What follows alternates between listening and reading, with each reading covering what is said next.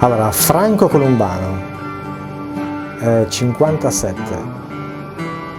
Io lavoro in ufficio in un'impresa di telefonia. La chitarra, ma io da tanto tempo, io strimpellavo da piccolo, ma adesso da grande volevo dedicarmi un po' di più, insomma, però purtroppo il lavoro non me lo consente, quindi io vengo qui a fare esercizi e a imparare, insomma.